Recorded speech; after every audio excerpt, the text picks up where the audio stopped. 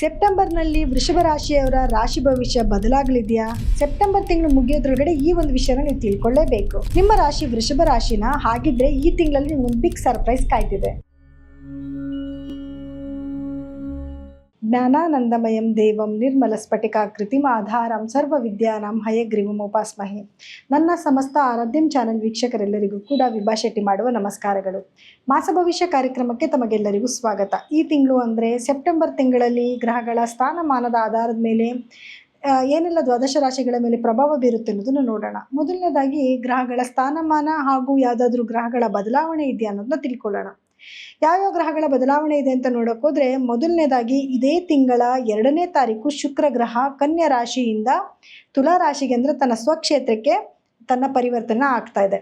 ಇನ್ನು ಬುಧ ಗ್ರಹ 7ನೇ ತಾರೀಕು ಸಿಂಹ ರಾಶಿಯಿಂದ ಕನ್ಯಾ ರಾಶಿಗೆ ತನ್ನ ಪತನ ಬದಲಾಯಿಸ್ತಾ ಇದೆ. ಹಾಗೆ 17ನೇ ತಾರೀಕು ಸೂರ್ಯ ಗ್ರಹ ತನ್ನ ಸ್ವಂತ ಮನೆಯಾದ ಸಿಂಹ ರಾಶಿಯಿಂದ ಕನ್ಯಾ ರಾಶಿಗೆ ತನ್ನ ಪತನ ಬದಲಾಯಿಸ್ತಾ ಇದ್ರೆ, ಇನ್ನು ಕುಜ ಗ್ರಹ 18ನೇ ತಾರೀಕು ಮಿಥುನ ರಾಶಿಯಿಂದ ಕರ್ಕಾಟಕ ರಾಶಿಗೆ ತನ್ನ ಪತನ ಬದಲಾಯಿಸ್ತಿದೆ.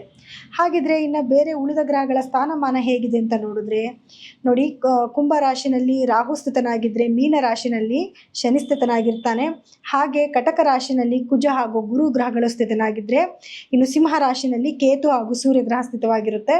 ಹಾಗೆ ಇನ್ನು ಕನ್ಯಾ ರಾಶಿನಲ್ಲಿ ಬುಧ ಗ್ರಹ ಸ್ಥಿತವಾಗಿದ್ದರೆ ತುಲಾ ರಾಶಿನಲ್ಲಿ ಶುಕ್ರ ಗ್ರಹ ಸ್ಥಿತವಾಗಿರುತ್ತೆ. ಹಾಗಿದ್ರೆ ಬನ್ನಿ ದ್ವಾದಶ ರಾಶಿಗಳ ಮೇಲೆ ಏನೆಲ್ಲ ಪ್ರಭಾವ ಬೀರ್ತದೆ ಅನ್ನೋದನ್ನು ನೋಡೋಣ. ವೃಷಭ ರಾಶಿಯವರಿಗೆ ಸೆಪ್ಟೆಂಬರ್ ತಿಂಗಳ ಭವಿಷ್ಯ ಹೇಗಿರುತ್ತೆ ಅಂತ ನೋಡಿದ್ರೆ ನೋಡಿ, ವೃಷಭ ರಾಶಿಯ ಅಧಿಪತಿಯಾಗಿರುವಂತಹ ಶುಕ್ರ ಗ್ರಹ ತನ್ನ ಸ್ವಕ್ಷೇತ್ರದಲ್ಲಿ ಕೂತಿದ್ದಾನೆ. ಅದು ನಿಮಗೆ 6ನೇ ಮನೆ ಆಗುತ್ತೆ. ಸ್ವಕ್ಷೇತ್ರದಲ್ಲಿ ಇರೋದ್ರಿಂದ ಒಂದು ಬಲವಾಗಿರ್ತಾನೆ. ನಿಮ್ಗೆ ಏನಾಗುತ್ತೆ, 6ನೇ ಮನೆ ಅನ್ನೋದು ರೋಗ ಋಣ ಶತ್ರುನ ತಂದ್ಕೊಡುವಂಥ ಮನೆ ಆಗಿರುತ್ತೆ. ನಿಮ್ಮ ರಾಶಾಧಿಪತಿನೇ ಆ ಮನೇಲಿ ಕೂತ್ಕೊಂಡಿದ್ದಾನೆ, ಅವನ ಸ್ವಕ್ಷೇತ್ರದಲ್ಲಿ ಕೂತಿದ್ದಾನೆ ಅಂದರೆ ತುಂಬ ನೆಗೆಟಿವ್ ಆಗುತ್ತೆ ಅಂತ ಯೋಚನೆ ಮಾಡೋದು ಬೇಡ. ಸಾಲಗಳಿದ್ರೆ ತೀರ್ಸೋಂಥ ಅವಕಾಶನೂ ಸಿಗುತ್ತೆ, ಅಥವಾ ಬ್ಯಾಂಕಲ್ಲಿ ಲೋನ್ಗಳು ಅಪ್ಲೈ ಮಾಡಿದರೆ ಲೋನ್ ಸಿಗುವಂಥ ಅವಕಾಶನೂ ಸಿಗುತ್ತೆ.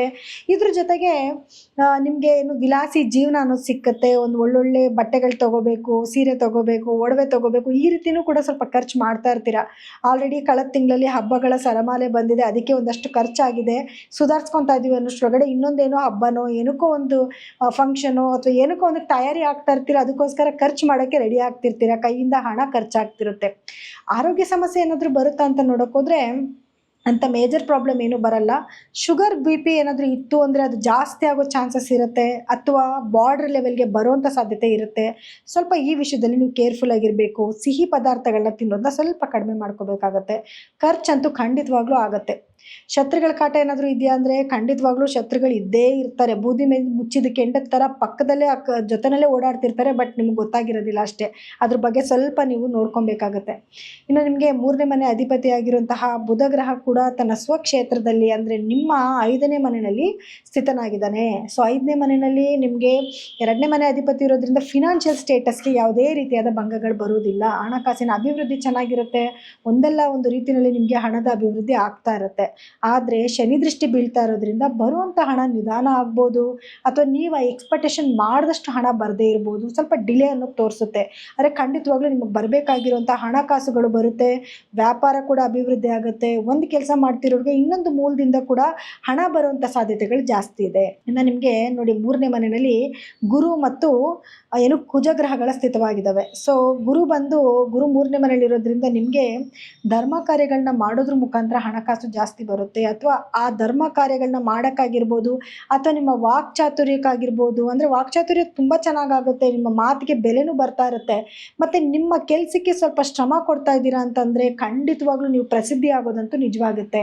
ಜೊತೆಗೆ ಕುಜನೂ ಅಲ್ಲೇ ಕೂತ್ಕೊಂಡಿರೋದ್ರಿಂದ ಸ್ವಲ್ಪ ಜಗಳಗಳು ಫ್ರೆಂಡ್ಸ್ ಜೊತೆಲಾಗಿರ್ಬೋದು, ಅಥವಾ ತಮ್ಮಂದಿರು ಅಂದರೆ ನಿಮ್ಗಿಂತ ತಮ್ಮ ತಂಗಿ ಯಾರನ್ನ ಚಿಕ್ಕವರಿದ್ರೆ ಅವ್ರ ಜೊತೆಲಿ ಸ್ವಲ್ಪ ಫೈಟ್ಸ್ ಆಗುವಂಥದ್ದು ಕೂಡ ಆಗುತ್ತೆ. ಬಿಕಾಸ್ ಕುಜನೇ 3ನೇ ಮನೇಲಿ ಇರೋದ್ರಿಂದ ಜಗಳಗಳನ್ನ ತೊಗೊಂಬಂದಿರ್ತಾನೆ. ಸೊ ಈ ವಿಚಾರದಲ್ಲಿ ಕೇರ್ಫುಲ್ ಆಗಿರಿ. ಸ್ನೇಹಿತರ ಜೊತೆಲಾಗಿರ್ಬೋದು, ಮನೇಲಿ ನಿಮ್ಮ ಸಿಬ್ಲಿಂಗ್ಸ್ ಜೊತೆಲಾಗಿರ್ಬೋದು, ಏನಾದ್ರು ಜಗಳಗಳು ಕ್ರಿಯೇಟ್ ಆಗ್ತಿದೆ ಅಂತಂದರೆ ಸ್ವಲ್ಪ ದಿನಗಳ ಕಾಲ ಮೌನವಾಗಿರೋದು ತುಂಬ ಒಳ್ಳೆಯದು. ಇನ್ನು ನಿಮಗೆ ನೋಡಿ, 4ನೇ ಮನೆ ಅಂತ ನೋಡೋಕ್ಕೋದ್ರೆ 4ನೇ ಮನೆಯಲ್ಲಿ ನಿಮಗೆ ಕೇತು ಮತ್ತು ಸೂರ್ಯ ಗ್ರಹಗಳಿದ್ದಾವೆ. ಸೊ 4ರಲ್ಲಿ ಸೂರ್ಯ ಕುತ್ಕೊಂಡಿರೋದ್ರಿಂದ ನಿಮಗೆ ತಾಯಿಯ ಆರೋಗ್ಯದಲ್ಲಿ ಏನು ತೊಂದರೆ ಆಗ್ತಿತ್ತು, ಸ್ವಲ್ಪ ಆರೋಗ್ಯ ಸುಧಾರಿಸ್ಕೊತಾರೆ.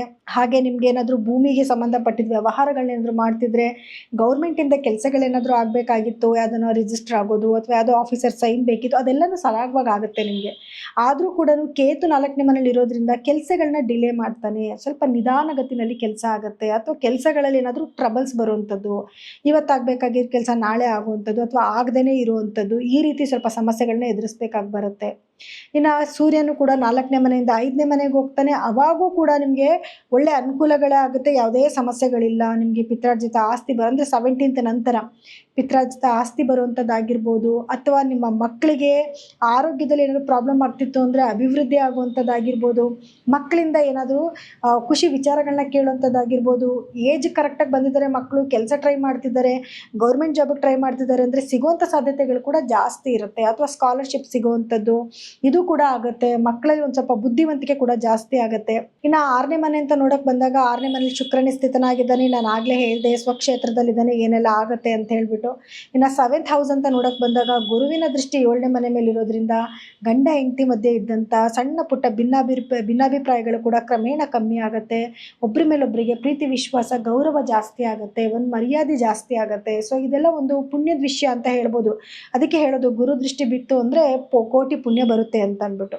ಇನ್ನು ನಿಮಗೆ 8ನೇ ಮನೆ ಅಂತ ನೋಡೋಕೆ ಬಂದಾಗ 8ನೇ ಮನೆ ಅಧಿಪತಿ ಆಗಿರೋ ಗುರುನು ಕೂಡ ನಿಮಗೆ 4ನೇ ಮನೆಗೆ ಕೂತ್ಕೊಂಡಿದ್ದಾನೆ. ಇನ್ನು ಒಂದು 9ನೇ ಮನೆ ಅಂತ ನೋಡೋಕೆ ಗುರು ದೃಷ್ಟಿ 9ನೇ ಮನೆ ಮೇಲಿದೆ. ಅದೃಷ್ಟಕರವಾದ ಒಂದು ವಿಚಾರ ಅದು. ಏನಕ್ಕೆ ಅಂತಂದರೆ ಅದೃಷ್ಟದ ಮನೆ ಮೇಲೆ ಗುರು ದೃಷ್ಟಿ ಬಿದ್ದಿದೆ. ಸೊ ನಿಮಗೆ ಅದೃಷ್ಟಕರವಾಗಿ ಎಲ್ಲ ಥರದ ವಿಚಾರಗಳು ನಡೀತಾ ಇರುತ್ತೆ.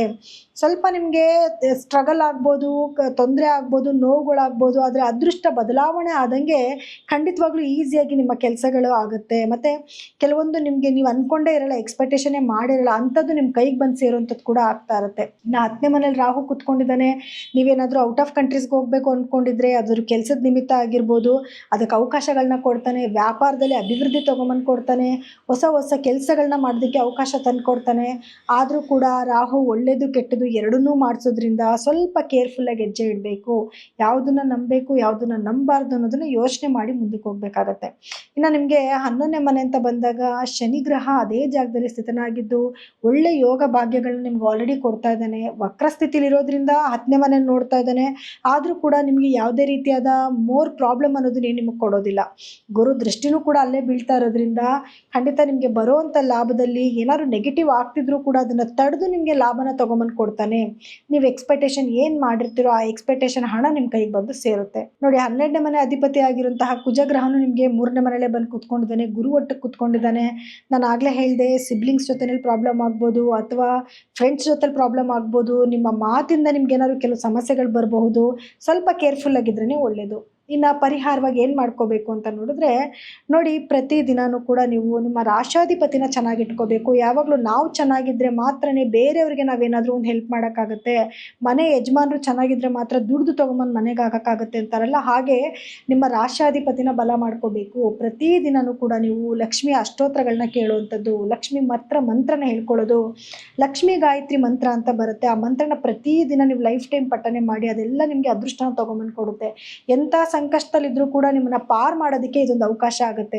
ಶುಕ್ರವಾರದ ದಿವಸ ಲಕ್ಷ್ಮೀ ದೇವಿಗೆ ಮಲ್ಲಿಗೆ ಹೂವು, ಕಮಲದ ಹೂವಿಂದ ಪೂಜೆ ಮಾಡ್ಕೊಳ್ಳಿ, ಅಥವಾ ದೇವಸ್ಥಾನಗಳಿಗೆ ಹೋಗಿ ಹೂಗಳನ್ನ ಕೊಟ್ಟು ದೇವಿಗೆ ನೀವು ನಮಸ್ಕಾರ ಹಾಕ್ಕೊಂಡು ಬನ್ನಿ. ನೆಗೆಟಿವ್ ಅಂತ ಈ ತಿಂಗಳಲ್ಲಿ ಏನು ಅಂತ ನಿಮಗೆ ಮೇಜರ್ ನೆಗೆಟಿವ್ ಅಂತ ಇಲ್ಲ. ಆದರೂ ಕೂಡ ಮಂಗಳವಾರದ ಸುಬ್ರಹ್ಮಣ್ಯ ಸ್ವಾಮಿ ದೇವಸ್ಥಾನಕ್ಕೆ ಹೋಗಿ ಬನ್ನಿ. ತಿಂಗಳಲ್ಲಿ ಒಂದು ಮಂಗಳವಾರನಾದರೂ ಕೂಡ ತೊಗರಿಬೇಳೆನ ದಾನ ಮಾಡಿ. ಇದು ಒಂದೇ ನಿಮಗೆ ಸ್ವಲ್ಪ ಮೇಜರ್ ನೆಗೆಟಿವ್ ಅಂತ ಇರೋದು, ಅದೊಂದು ಸರಿ ಮಾಡ್ಕೊಳ್ಳಿ ಸಾಕು. ಇನ್ನು ಇದಾಗಿತ್ತು ದ್ವಾದಶ ರಾಶಿಗಳ ಈ ತಿಂಗಳ ಒಂದು ಭವಿಷ್ಯ. ಆದರೂ ಕೂಡ ನಿಮ್ಮ ದಶಾಭುಕ್ತಿ ಆಗಿರ್ಬೋದು, ಗ್ರಹಗಳ ಸ್ಥಾನಮಾನ ಆಗಿರ್ಬೋದು, ಅದೆಲ್ಲ ಬಹಳ ಬಹಳ ಮುಖ್ಯ ಆಗಿರುತ್ತೆ. ದಯವಿಟ್ಟು ನಿಮ್ಮ ಒಂದು ದಶಾಭುಕ್ತಿ ಏನು ನಡೀತಿದೆ, ಒಳ್ಳೆ ಮನೆಯದು ನಡೀತಿದೆಯಾ, ಅಥವಾ ದುಸ್ಥಾನಾಧಿಪತಿಗಳೇನಾದರೂ ಆ್ಯಕ್ಟಿವ್ ಆಗಿದ್ದಾರಾ ಅನ್ನೋದನ್ನ ನೋಡ್ಕೋಬೇಕಾಗತ್ತೆ. ಅದಕ್ಕೆ ತಕ್ಕ ಪರಿಹಾರ ಮಾಡ್ಕೊಂಡು ಹೋಗೋದ್ರಿಂದ ಖಂಡಿತವಾಗ್ಲೂ ನಿಮ್ಗೆ ಆಗುವಂಥ ಮೇಜರ್ ಪ್ರಾಬ್ಲಮ್ನ ಖಂಡಿತ ರೆಡ್ಯೂಸ್ ಮಾಡ್ಕೋಬೋದು. ನೀವೇನಾದರೂ ನಿಮ್ಮ ಜಾತಕಗಳನ್ನ ಪರಿಶೀಲನೆ ಮಾಡಿಸ್ಕೋಬೇಕು ಅಂದರೆ ಕೆಳಗಡೆ ಸ್ಕ್ರೋಲ್ ಆಗ್ತಿರೋಂತಹ ನಮ್ಮ ನಂಬರ್ಗೆ ಕರೆ ಮಾಡಿ ನಿಮ್ಮ ಅಪಾಯಿಂಟ್ಮೆಂಟ್ನ ಫಿಕ್ಸ್ ಮಾಡ್ಕೋಬೋದು. ಸೊ ಎಲ್ಲರಿಗೂ ಕೂಡ ನನ್ನ ಧನ್ಯವಾದಗಳು.